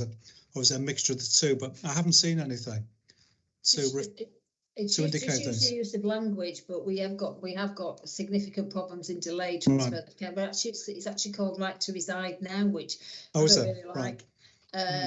Across all our organisations, specifically at Whitby. In fact, I think probably about 8 of the current beds are delayed transfers of care, or they certainly were last week. And there is a slightly lower percentage. I'm not sure off the top of my head, Tony, what it is at Malton, but one of our biggest issues at the moment is that delayed transfer of care piece. But what I will do is, if you just make a note, Jenny, I'll get you the full breakdown of where the delays are across each of the units, because it's not insignificant. It's about 14-15% across our organisation at the moment, which is not insignificant. In fact, it's probably a bit higher now. Okay, thank you. That's really helpful. Thank you, Tony. Anybody else would like to ask a question on this item? I can't see any other hands up. In that case, we'll move on to the finance report. Back to you, Ian, please. Yeah, thanks for that. And just before I go into that, I'll just sort of the theme of the day, I know that's been coming from the NEDs has been around governance. And if I just want to say something about the general governance of on finance, is that and really give you that reassurance that there is a high level, and I certainly feel it, a high level of financial governance around the trust. I mean, the main committees I deal with, the Finance and Investment Committee and the Audit Committee, which really do cover everything we do. So again, that gives you reassurance. But what I'd like to say is that there is really appropriate input and oversight from the non-execs. That's primarily Stuart and Francis who chair those, and really we and I feel as though we're held to account in a productive and really supportive way. So that's just a sort of general theme which I think is important for me to convey today. That said, you probably want to hear some numbers as well, though, and just moving on from what Francis said, the report's there for August. We're in a deficit position, but it's in line with our ICB set target, which is at the end of the year a break-even position. So just reaffirming that, and just reaffirming as well that our cash position is good at the moment. We've got nearly 30 million in the bank at month 5, and we all those issues that Francis had referred to, you know, we are picking up on in the finance committee and just on a regular basis, really. Agencies high up there, so we monitor that, but that's because it's in the context of a national diktat that we should be reducing that across the board by 10% from last year. So we are focusing in on that, but that's not just a finance thing, and I think that's been touched on today, that it's a wider quality aspect. And you know, everyone's really looking at that from a positive point of view to get that back on track. And really that's sort of all the things I would like to flag up, and I'm happy to take any questions. Thank you, Ian. And I can see Tony's hand up again, and followed by Dov. Tony on mute. Apologies, I didn't put my hand down. Oh, okay, right then. You're forgiven. Dov. I'm just reiterating a point that we've raised before, which is in your report, that there are 0.31, there's an underspend on the children and learning disability, and there's also an underspend on the mental health. And one of the areas that the governors have drawn attention to in the past is that we are concerned about underspends in relation to the mental health elements of our work, because they are so much related to the waiting lists. And we want to ensure that as an organisation we do spend the money that we've allocated in the budget to ensure we provide the best possible services in these areas. Yeah, and that would be something that we all endorsed at the trust, you know, that's sort of our values as well. So the reason for that is that, and I'm sure the services would say to you, Dov, we want to spend that. We want to spend to those budgets because we've planned that. But on most cases, they're around their staffing budgets where there are vacancies, and they're just, you know, trying to fill those vacancies. So, you know, and that's so the prevailing view. It's around, you know, patient care budgets are set for that, and sometimes they're often dynamic as well. You know what I mean? You do get underspends, you do get some overspends, but certainly we're not we've not got any diktats to say you can't spend your budget. If that answers your question, which I think it probably does. Okay, Dov. Thank you. And I've got Marilyn, and then I've got Councillor Julie Abrahams. Marilyn. Okay, I'm just looking at community and primary care here. We had a report a while ago from the Primary Care Trust, and I just wonder if we could have in our development day, if we could have an update about what's going on, because it still seems as if the recovery plan is not working in quite the way it should have done. And I realise there have been difficulties getting new GPs and so on, but I just wonder if we can have another report back on that, please, because there still seem to be lots of problems within primary care. Okay. Thanks, Marilyn. I know definitely for a Governance Development Day, we've as part of the patient voice, we've got the lead on primary care who deals with issues being raised from patients about GP services. So I think, you know, that's there, but I'll take on board if you want a more rounded picture of what's going on, because there are some changes. Colleagues might have picked up on some of the changes that are happening in Bridlington to actually bring some practices together, and that will actually, I think, improve some of the situation there in terms of our capacity and about in terms of people being encouraged to work there as well, but importantly for patients. But I've made a note of that, and if you want to drop me an email as well on that particular issue, I will see where we can fit that in. For governors who can't attend the Governor Development Day, we do circulate the papers, so everybody has a chance to see what people on the day have seen as well, to make sure that we can be as inclusive as possible. Thanks, Marilyn. Julie. Yes, thank you. It's good to see the balance that the trust has, But as has already been pointed out, it's a balance, isn't it, between being resilient and actually providing what you have to provide. How do we rank compared to other trusts of a similar nature? Are we carrying more cash, and is that why we're being told to basically spend it? And how do we know we're going to spend it wisely in that respect? Well, we're not necessarily carrying any more cash than other trusts at our value. We've done well in a sense, Councillor Abraham, to get to that cash position. We're quite, pleased with that, because it gives us a position on working capital that we feel is positive. And I know it's really, we're looking at that position for cash and how to spend it wisely, whether that will be through, some non-recurrent aspect of expenditure, or indeed our capital programme as well. So it gives us all that sort of reassurance and that ability to be able to do that. So we think that the position we're in with cash is pretty positive. It's probably, it makes sure that we're holding a level of working capital as well, where if things didn't go so well, we'd have that reassurance. So at this point in time, we are looking at it, and we've looking at it with the execs, or the exec team are looking at it with the non-execs as well, in terms of getting that strategy, going forward.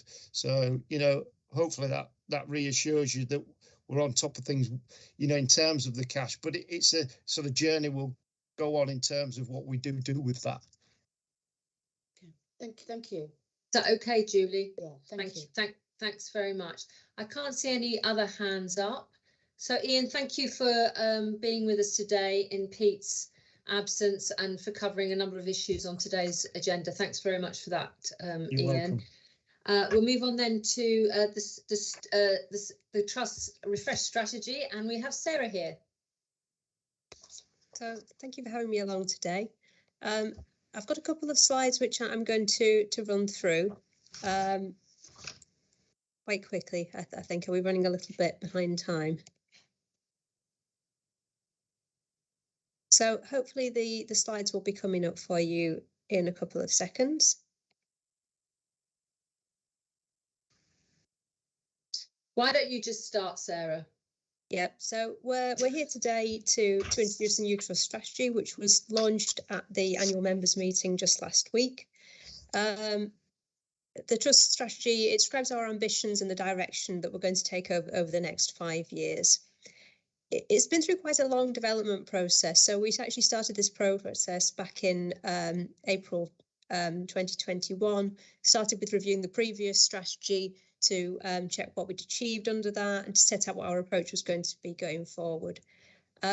We held 2 rounds of engagement. We were really keen that we took a co-production approach to developing the strategy. So we had a first round of engagement where we went out and talked to staff, patients and carers, and got their views on what was important to them, what should be included. We then produced a draft of the strategy, which we came out and showed to a lot of people and got a lot of input on whether we were saying the right things, what the look and feel of the document should be. And then across the middle of this year, we've been working with the board to really refine the strategy, the wording, and the sort of the ambitions that are within it, to make sure that we've now got a strategy which belongs to the whole organisation. We've had so many people involved in this process. We held 30 engagement and consultation events, and we had an incredibly broad range of people from inside the trust and from outside the trust, as some of our partner organisations attending those events. And these were really rich conversations that covered a broad range of issues that have really informed the style and the content of the final version of the strategy. I think in particular it was heartening to see how our staff, our patients and carers talk passionately about working collaboratively with our partners to deliver sort of high quality patient-centred care in a really integrated way across the system. And staff in particular also told us what kind of organisation they wanted Humber to be. So the kind of place that listens to, recognises and develops our staff. So hopefully you'll see some of those themes reflected through the new strategy. Going on to some of the content of the strategy, we felt it was important to create a sort of USP statement which sets out what's important to us and what makes us unique. And that's the statement that's up on the slide now. So we're a multi-specialty health provider with a broad out-of-hospital portfolio.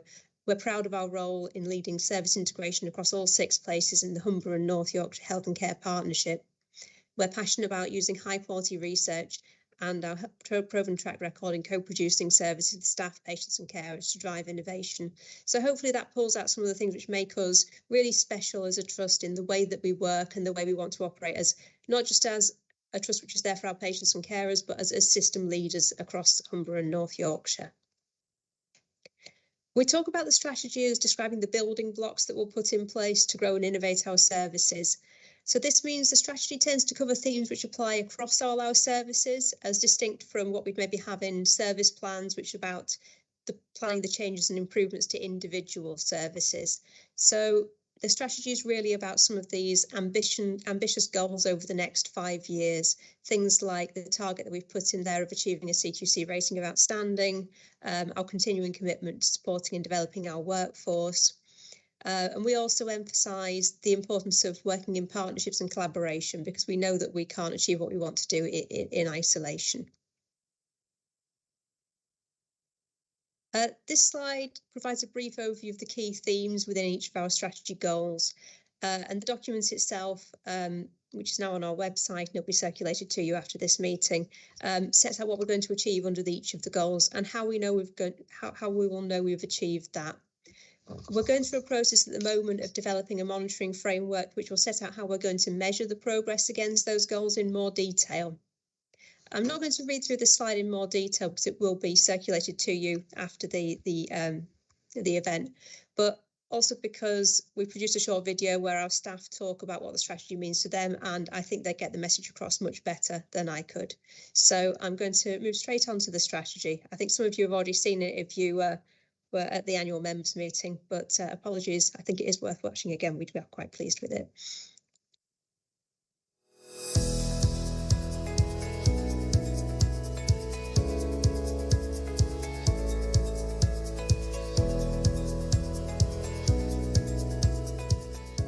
Our strategy is an important statement of who we are, what we do and why it matters. It describes the building blocks we will put in place to grow, innovate services which meet the needs of our patients, service users, families and communities. We're proud to deliver services to people across their life course, working with communities in the Humber and North Yorkshire. Patients are at the heart of everything we do as we deliver safe, patient-centred care across mental health, forensic services, community services, primary care and services for children, young people and for people with learning disabilities and autism. Our ambition is to achieve a CQC rating of outstanding overall and to improve access to our services. We are passionate about learning from patient experiences and the research carried out by teams with the Trust to develop services for the future. Through the Humber Youth Action Group, we're involved in shaping health and care services for young people and sharing positive health messages. We get to know the people that work in health and make sure that the services are right for young people. We put a recovery focus at the heart of our care. This means we deliver care and build people's strengths and help them to achieve the goals that are important to them. Delivering our ambitions for outstanding care is only possible through collaboration. The NHS is changing and we are one of the organisations leading that change. As a key part of the Humber and North Yorkshire Health and Care Partnership, we're working together to deliver care in the right place at the right time, solving complex problems like workforce and digital technology. We're proud to be an anchor institution working in partnership with all our communities. Tackling health inequalities is an essential part of supporting these communities to thrive. To do this, we need to truly listen to people to understand their unique challenges. To achieve our aims, our trust needs to be efficient and sustainable, and our staff need to be empowered to make change happen. We strive to attract, recruit and retain the best people to be part of our team at Humber. We support our workforce to thrive and to reach their potential so they're happy and proud to work for Humber. We are creating environmentally sustainable and clinically effective environments which support our patients on their journey to recovery. We design digital solutions around our people's needs to ensure that nobody is excluded. We are building on our past and investing in our future. We do hope that you will come with us on our journey.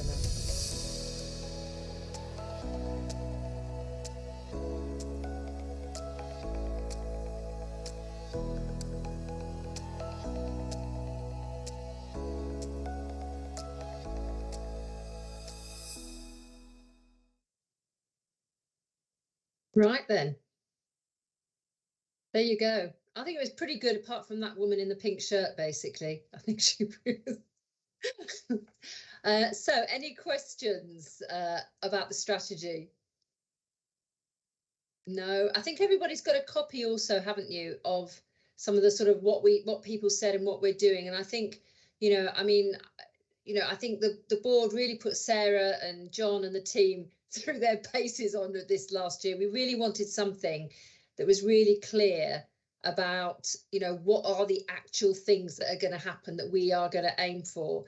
And I think the final version is really sort of reflects that, both from the staff and governors and everybody else who participated, but also trying to get that clarity. So I think they've done a great job, and hope you think so too. So great, no questions on that. Thank you, Sarah. Last but not least, nearly on the agenda.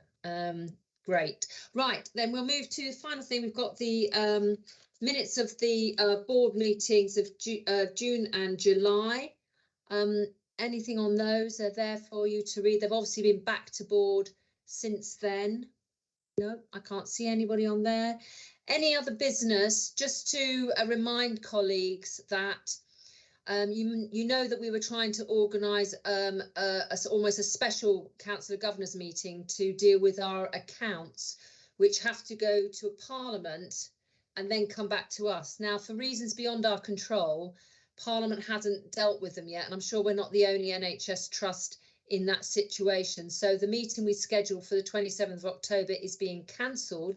We didn't want to say that before today because we thought some of you might think that this meeting was cancelled and get mixed up, but you're all here, so that's great. So we are looking now, we've checked that this is okay. It will be added to the agenda for the Council of Governors meeting on the 19th of January 2023, and that's all within the rules that we have to abide for. Hopefully before Christmas, Parliament will have the chance to see ours and other trusts, and we can get on with that process.